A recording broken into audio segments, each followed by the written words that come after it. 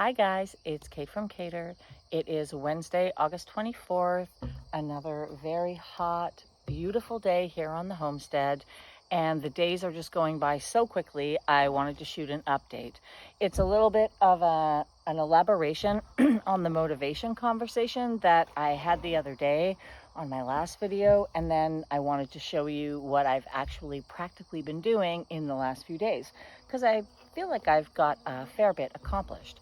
So back to the motivation conversation, something I've been thinking about recently here as I'm trying to motivate myself with the many tasks that there are to do is if you're a parent and you know the book, if you give a moose a muffin or if you give a mouse a cookie, that's kind of what happens around here. So for example, the other day I thought, well, I'd really like to clean out the turtle tank.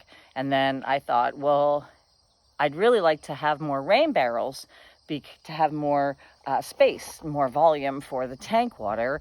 My rain barrels have some holes in them, so I thought, okay, well, I can fix those today with some silicone. I can caulk up all the holes. So that led me to that chore. And then I had my caulking gun out and I had some caulking left, and I thought, oh, well, the feed barn metal roof has some holes in it, so I could caulk that up. So that the next time it rains, none of my hay gets wet, because it has been getting a little bit drippy in there. So then I did that. I didn't end up cleaning my turtle tank, of course. I still haven't done it yet, but I did successfully complete those tasks. So that's kind of how I am working through my chores.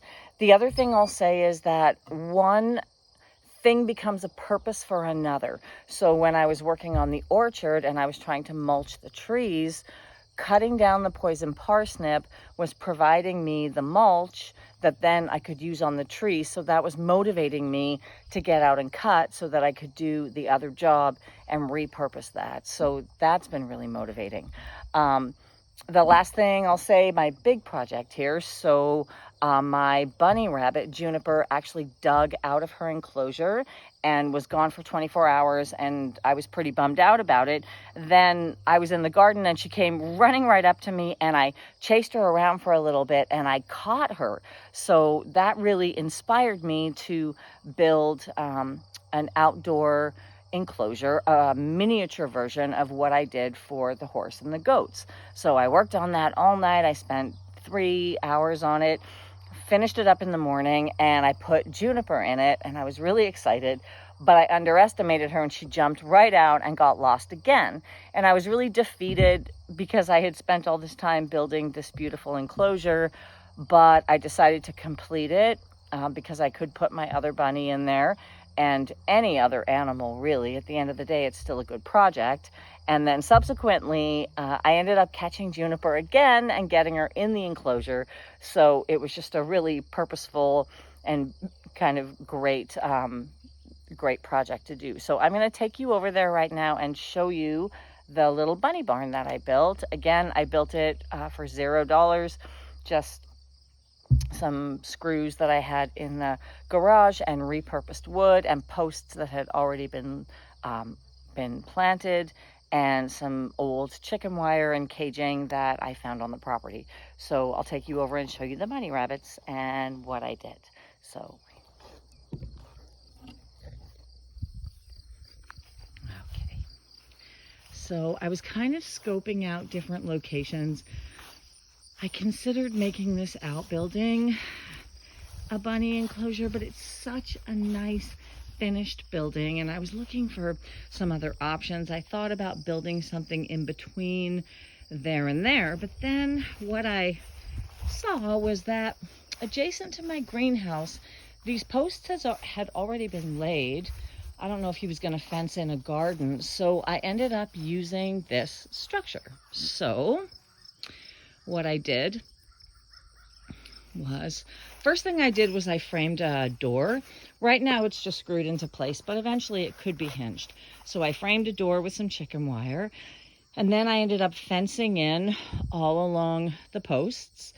I screwed wood on the inside and out to secure the wire at the bottom and make it more secure. Then I moved the hutch in here.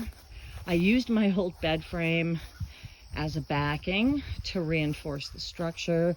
I did put up some shade cloth for them, but that's also all chicken wired in, very secure.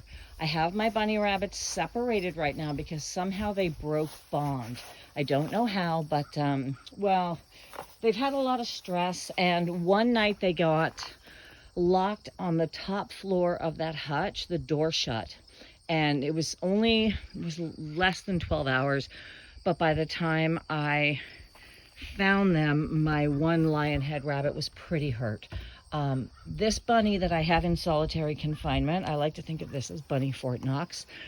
She is very aggressive and always has been, and I was able to make them bond, but yeah, she really hurt my other bunny. So she's in solitary confinement inside of this enclosure.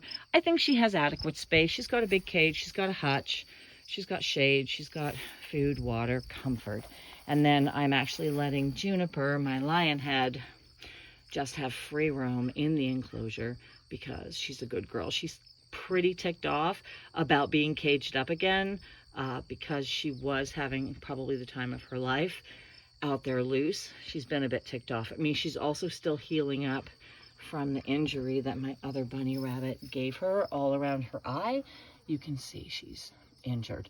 It's a lot better than it was, but anyway, as I said, I modeled this enclosure after the one that I had built with my neighbors for the bigger animals, but I did this one all by myself. So I'm pretty proud of myself. And yeah, so I have some happy bunnies. And hopefully a Fort Knox where they can't escape, because I don't want to be chasing bunnies around. So, yeah, there's an update from the homestead. A little bit of an elaboration on the motivation stuff that I touched on the other day, because I've been thinking more about it. And yeah, what I've been up to. Lastly, I will say that I have had painters in my house for the past 2 days. So, I should be back in the house by the end of the week, and I can start showing you around in there as I'm working through these final repairs from the fire. This is my garden. My sunflowers are blossoming. My cannabis is getting really tall.